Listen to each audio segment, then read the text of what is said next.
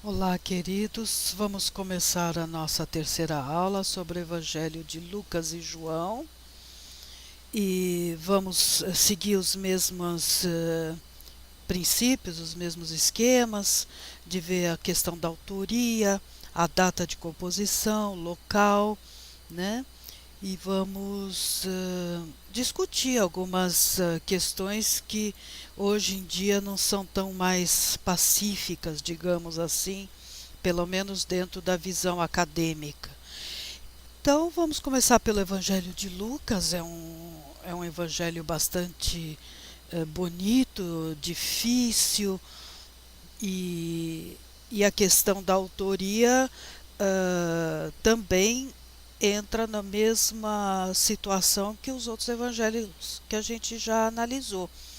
Uh, a autoria no próprio texto não é declarada, tá? Mas o que nós temos como evidente, que fica claro, que tanto o livro de Lucas como o livro de Atos constituem um único livro que foi depois dividido em dois volumes. O Evangelho de Lucas não nomeia seu autor, mas evidências externas como testemunhos de Justino Mártir e Irineu, além do próprio cânon muratoriano, indicam Lucas como autor. Tá? Lucas era gentil de nascimento, ele sabia muito bem o grego, era médico, companheiro de Paulo em várias ocasiões, desde a sua segunda viagem missionária até a sua prisão em Roma. Aqui o livro que nós estamos ajudando para complementar as informações do slide, Descobrindo o Novo Testamento do Elwell. Você tem aqui na página 92, ele diz o seguinte sobre a questão da autoria. Todas as primeiras evidências, inclusive as apresentadas por Irineu, Clemente de Alexandria, Tertuliano, Orígenes, Eusébio e Jerônimo, vocês veem os grandes, né, pais da igreja, né, afirmam que Lucas, o companheiro de viagem do apóstolo Paulo, foi o autor dessa obra em dois volumes, Lucas e Atos.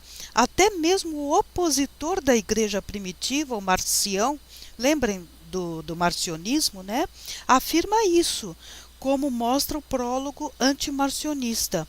Os que rejeitam esse testemunho uniforme fazem-no com base no que percebem como evidência interna e não em evidências externas. Eles veem indicações de um certo atraso no Evangelho de Lucas e argumentam que ele reflete um tempo em que Lucas já teria morrido, durante o qual houve diversos conflitos, tanto teológicos como históricos, entre Atos e as cartas de Paulo.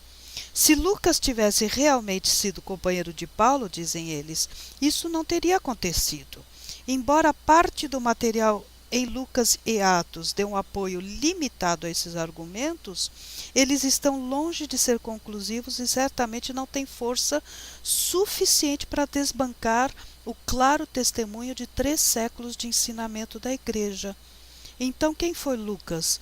O autor continua: as únicas informações confiáveis são do próprio Novo Testamento. Lucas era um gentil, bem instruído, médico, amigo íntimo de Paulo. Vocês podem confirmar lá em Colossenses 4,14, que tinha viajado bastante com Paulo e que esteve com ele próprio no final de sua vida, quando Paulo aparentemente não tinha ninguém a não ser Lucas. As partes do livro de Atos em que Lucas se torna parte da narrativa podem ser facilmente identificadas, pois Lucas muda de eles para nós, incluindo-se no grupo, tá? Os capítulos 14 e 16 adiante discutem isso com mais detalhes. Os capítulos 14 e 16 desse livro que está sendo lido, tá, gente? Então, se vocês tiverem eventualmente o livro na mão, vocês podem depois verificar isso. Continuando a leitura, Lucas é mencionado em 2 das 4 epístolas da prisão, que foram escritas provavelmente em Roma. Nada sabemos do paradeiro de Lucas durante os quase 3 anos entre a primeira e a segunda prisão de Paulo em Roma. Mas Lucas, em Roma, né? Mas Lucas está com ele no fim. pouco antes de sua morte, conforme o testemunho de 2 Timóteo 4:11, certo? Então vejam vocês, parece por essa leitura que a autoria de Lucas é um pouco menos questionada mesmo pela academia, certo? E a questão agora da data, queridos. Olha, eu fiz um slide curtinho, mas eu vou ler aqui para vocês e não vai ser muito simples o que vocês irão ouvir. Em geral, os períodos considerados possíveis como data do Evangelho de Lucas são de 59 a 63 depois de Cristo, ou uma segunda possibilidade, a década de 70 a 80 depois de Cristo. Tá? O autor aqui que nós estamos seguindo para complementação, no Descobrindo o Novo Testamento, diz a página 99. De maneira a estabelecer a data de redação do Evangelho de Lucas, também é necessário fixar a data do livro de Atos, porque ambos foram escritos como um projeto único e Lucas foi escrito antes de Atos. Não é provável que Atos tenha sido escrito depois de 62 ou 63, porque nada em Atos sugere um período posterior a essa data. O livro termina com a primeira passagem de Paulo pela prisão, sem data para julgamento e com Roma ainda em paz, o que situaria o livro antes das perseguições de Nero no final de 64 depois de Cristo. Vocês veem aqui esse autor, ele está seguindo uma data realmente mais antiga, que seria dessa primeira opção aí, de 59 a 63. E ele continua: se elas tivessem acontecido, as perseguições, Lucas certamente as teria mencionado. Com o Evangelho de Lucas, aliás o Evangelho de Lucas foi escrito antes, deve ter sido concluído ali por volta dos anos 50 ou início dos anos 60.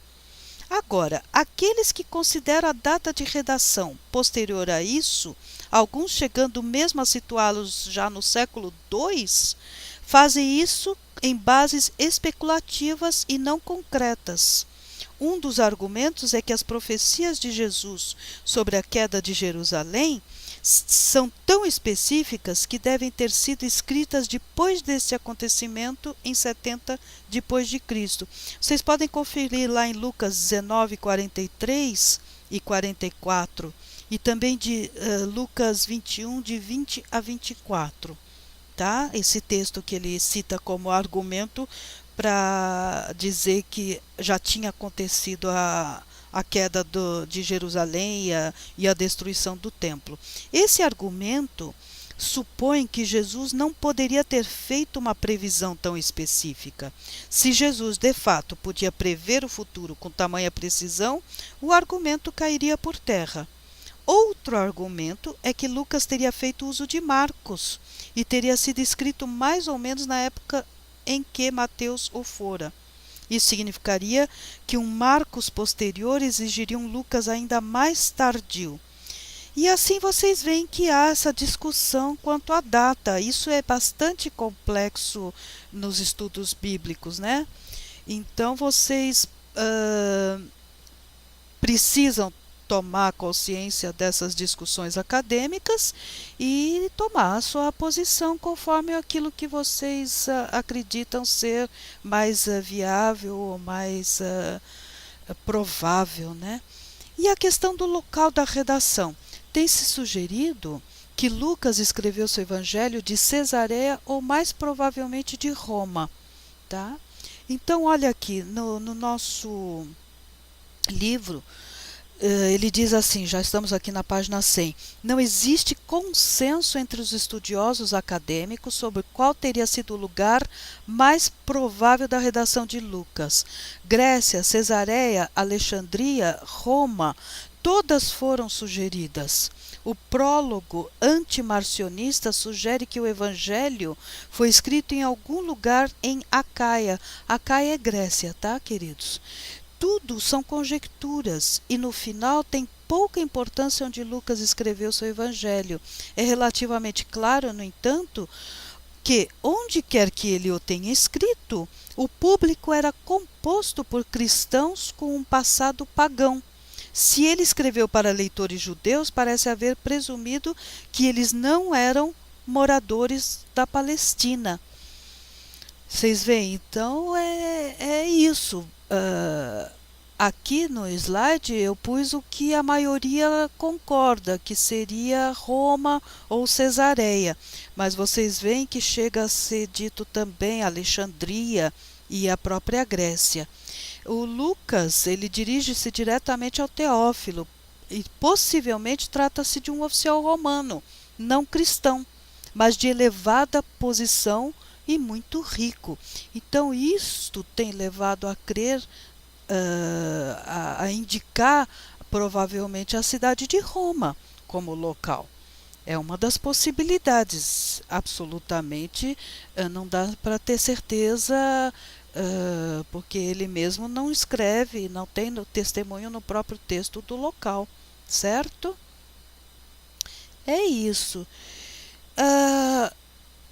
O propósito do livro. Ele declara o seu propósito em escrever. Então, aqui nós não temos problema, não temos que nós lemos o texto inteiro e analisarmos para tentarmos descobrir qual é o propósito, porque ele mesmo declara em Lucas 1:1-4. E aí escreve assim: esse evangelho tem como finalidade a instrução não só de Teófilo, a quem o autor se dirige, mas a todos os que tiverem nas mãos. Tá? Foi escrito para fortalecer a fé de todos os crentes e para reagir aos ataques de incrédulos, dos não cristãos. Lucas queria demonstrar que o lugar ocupado pelo gentil convertido no reino de Deus baseia-se nos ensinos de Jesus. Então você tem aqui, por exemplo, no nosso livro, ele diz assim: Lucas nos diz seu propósito fundamental a escrever seu evangelho. Ele quer que Teófilo saiba que a fé em Jesus Cristo repousa em fatos históricos que se sustentam sob o exame mais severo, baseados como são em testemunhos de primeira mão. À medida em que Lucas desenvolve a vida de Jesus para evidenciar isso, faz uso de inúmeros detalhes e temas. Esses detalhes e temas nós vamos falar daqui a pouquinho quando formos encerrar o livro de Lucas. E aí, queridos, vocês têm o esboço. O esboço sempre é um problema, porque vocês têm divisões que elas dependem do ponto de vista, do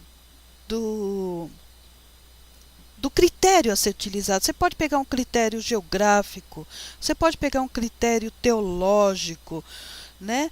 Então, aqui vocês percebem, olha, por exemplo, fala o nascimento de João e de Jesus, depois o início do ministério de Jesus, tudo bem. Mas aí, olha, na Galileia, em outras regiões, na Pérea, tá vendo? Em lugares próximos. Então, vocês veem que aqui você tem o autor que foi seguido para esse esboço, vocês veem que ele segue uma questão geográfica, né? Então, vocês têm várias possibilidades e eu até aconselho que vocês procurem algum outro esboço, outra forma de dividir a obra, né? Vocês veem aqui está dividido em 6 partes, mas o livro Descobrindo o Novo Testamento divide em 5. Ele considera um prólogo, dá um relato confiável da história da salvação, que é só o capítulo 1, dos versículos 1-4. Na parte 2, ele considera a preparação para o ministério de Jesus, que vai de 1:5 a 4:13. Depois, ele considera na parte 3 que Jesus proclama a salvação na Galileia no poder do Espírito, que vai de 4:14 a 9:50, certo? A parte 4, ele faz assim, ele considera da Galileia a Jerusalém o discipulado, que vai de 9:51 a 19:27. E a parte 5, ele dá o nome de chegada ao destino, morte e ressurreição em Jerusalém, que vai de 19:28 a 24:53. Então, vocês veem que você tem algumas pequenas diferenças quanto à divisão. E isso não é um problema, isso é uma questão apenas do ponto de vista e da forma que vocês vão considerar para dividir o texto. Isso é só um exercício de tentar organizar o texto em seções, até mesmo para ficar fácil ou pelo menos mais orientado o estudo, ok, queridos? E a teologia, né? A teologia de Lucas, e um slide falar sobre a teologia de Lucas é brincadeira, né, queridos? Mas a principal questão é a universalidade do Evangelho. É a obra universal de Deus. A primeira característica distintiva de Lucas é a ênfase que é dada à natureza universal ou abrangente do relacionamento de Deus com o mundo. Tá? Lucas coloca o nascimento de Jesus durante o reinado de César Augusto, quando Quirino era governador na Síria.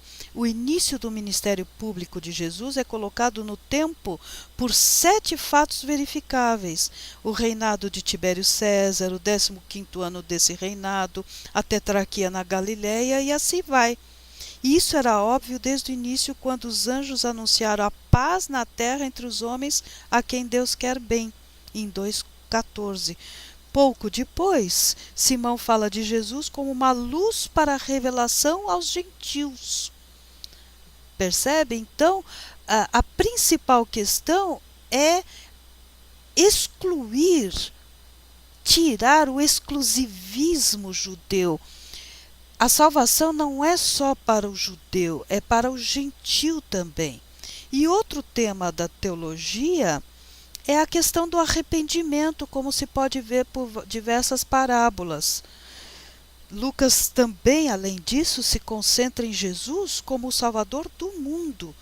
Desde o anúncio pelos anjos até as últimas aparições na terra, Jesus é visto como aquele que pode perdoar os pecados e dar uma volta viva, desculpa, queridos, dar uma nova vida às pessoas. Quando Jesus começou seu ministério, ele abriu o livro de Isaías na sinagoga de sua terra Nazaré e leu: "O Espírito do Senhor está sobre mim, para evangelizar os pobres e apregoar o ano aceitável do Senhor." Esse foi o tema do ministério de Jesus. É assim que está dizendo aqui nesse livro, Descobrindo o Novo Testamento. Então, e tem muitas questões que esse livro também discute sobre Lucas.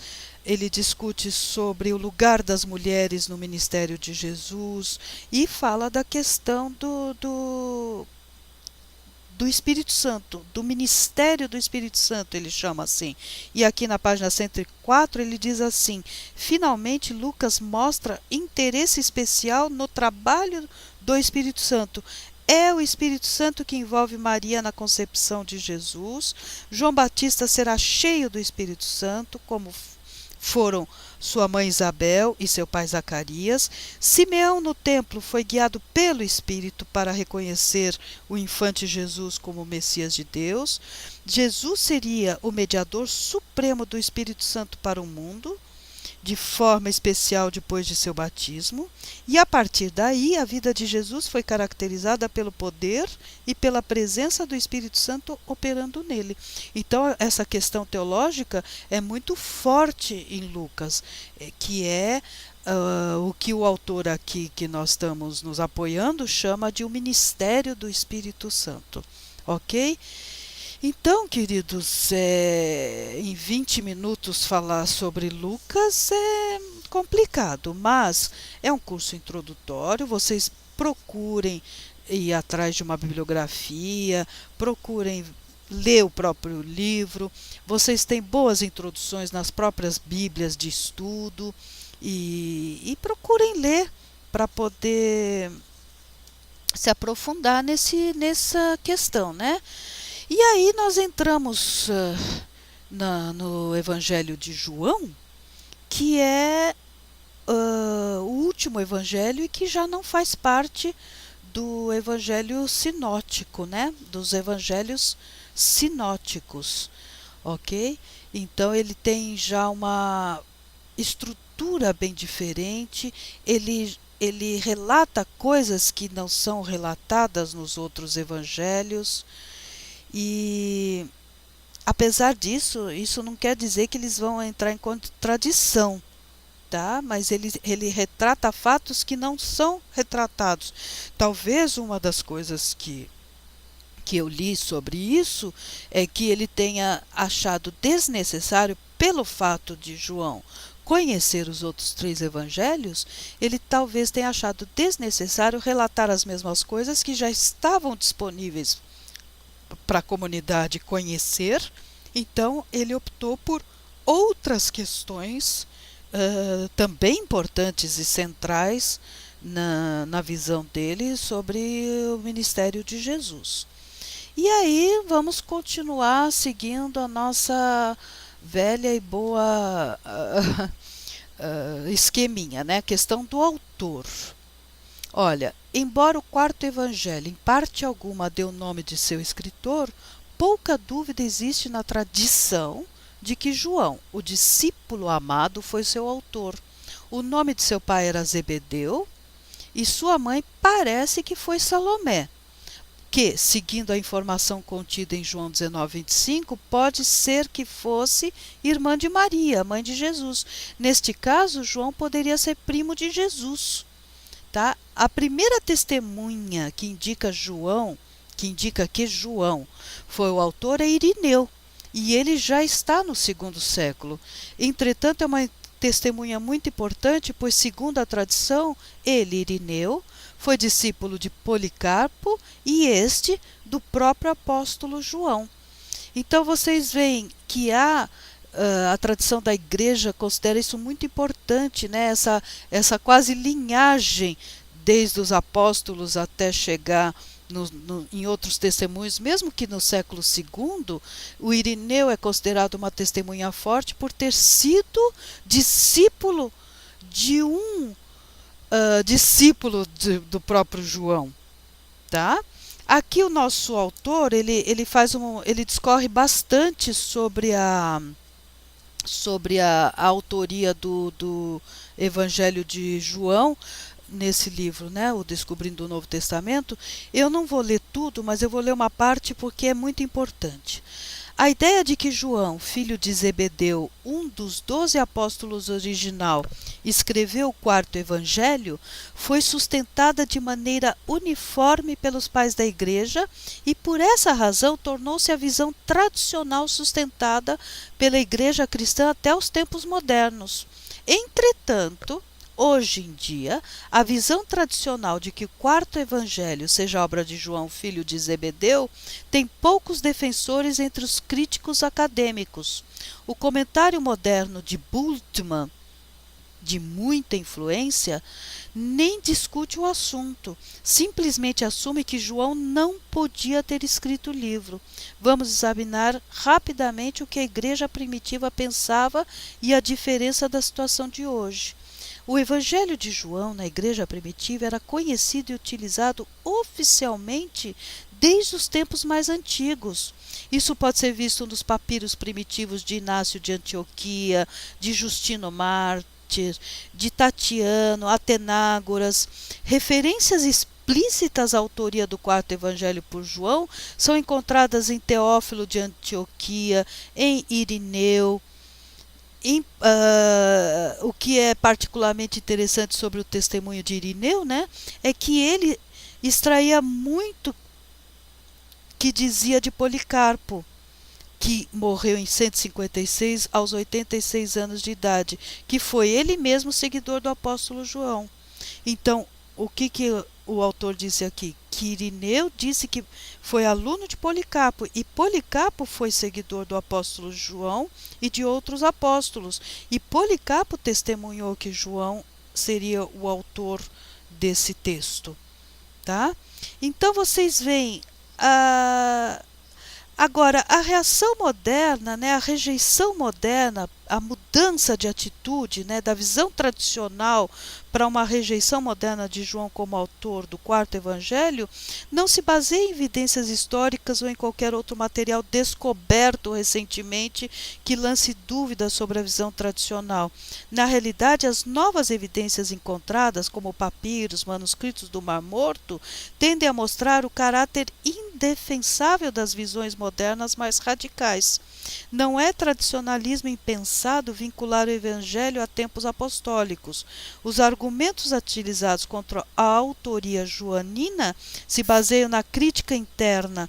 Por exemplo, a cristologia é muito desenvolvida, o Evangelho é muito teológico e místico, as palavras de Jesus não estão na mesma ordem que estão nos sinóticos, o material reflete uma situação da igreja fora da Palestina. Então, com esses argumentos, eles pretendem dizer que não seria provável para a época que João fosse o autor, certo? Então vocês veem, é tão complicada essa questão que vocês veem que o texto também fica difícil. E eu estou lendo aqui do Descobrindo o Novo Testamento, que é um manual bastante utilizado e que eu até aconselho, da editora Cultura Cristã, a que vocês veem. Embora ele seja introdutório, ele aprofunda algumas questões mais espinhosas, né? E aí vocês têm a continuação aqui, como sempre, a questão da data, tá? E depois o lugar da redação. Então vamos lá.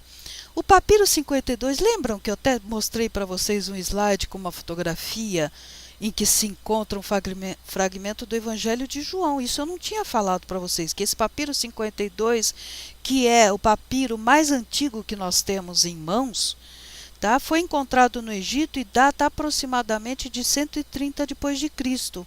Logo tem que ter sido escrito antes disso. Então João, com certeza, foi escrito antes de 130. Tá? Para a data inicial, há grandes controvérsias. A tradição diz que João foi banido de Roma sob a perseguição de Nero para a ilha de Patmos, e de lá escreveu o Apocalipse na década de 70 depois de Cristo. Muitos dizem que os evangelhos têm que ter sido escritos antes dessa data, que foi o quê? O ano da destruição de Jerusalém e do templo.